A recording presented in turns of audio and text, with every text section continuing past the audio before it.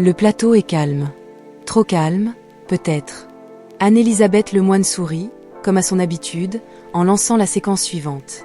L'invité du soir est connu pour son franc-parler, son tempérament imprévisible, sa manière de ne jamais lisser ses mots. Joey Starr est là, assis face à elle, regard sombre, posture tendue. Dès les premières secondes, quelque chose flotte dans l'air. Une électricité invisible. La discussion démarre normalement. Culture, parcours, actualité. Les échanges sont polis, presque trop. Puis vient une question. Une de celles que l'on pose souvent en plateau, mais qui, ce soir-là, tombe comme une étincelle sur de la poudre. Joey Starr se fije. Il ne répond pas tout de suite. Il regarde l'animatrice, puis le public, puis la caméra. Le silence s'étire. Quand il parle enfin, le ton a changé. Sa réponse n'esquive pas la question. Elle l'attaque. Les mots sont secs, tranchants, chargés d'ironie. Il démonte la formulation, remet en cause l'intention, tourne la séquence en dérision. Le public rit nerveusement. Anne-Elisabeth Lemoine tente de reprendre la main, esquisse un sourire, cherche à recentrer l'échange. Trop tard. Joey Starr and Chain. Il parle plus fort, plus vite. Chaque phrase est une pique. Il ironise sur le confort des plateaux, sur les interviews formatées, sur ce qu'il appelle la fausse bienveillance télévisuelle. La caméra alterne entre son visage fermé et celui de l'animatrice, visiblement déstabilisée. Pour la première fois, son assurance vacille. Le clash est là. Brut. In control. Indirect.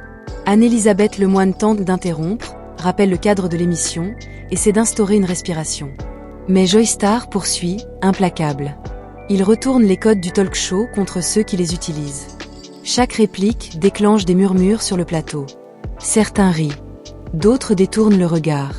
Les secondes semblent durer des minutes. L'animatrice est prise au piège du direct. Couper serait reconnaître l'échec. Laisser faire, c'est risquer l'humiliation publique. Elle choisit la voie la plus difficile, tenir.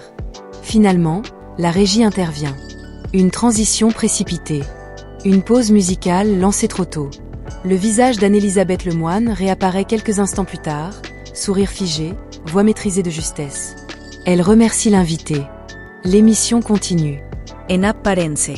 Mais sur les réseaux sociaux, la séquence explose. Les extraits circulent à une vitesse folle. Clash, humiliation, moment gênant, vérité crue. Chacun choisit son camp. Certains applaudissent la brutalité du propos. D'autres dénoncent une violence gratuite, un déséquilibre assumé, une mise en difficulté volontaire en plein direct.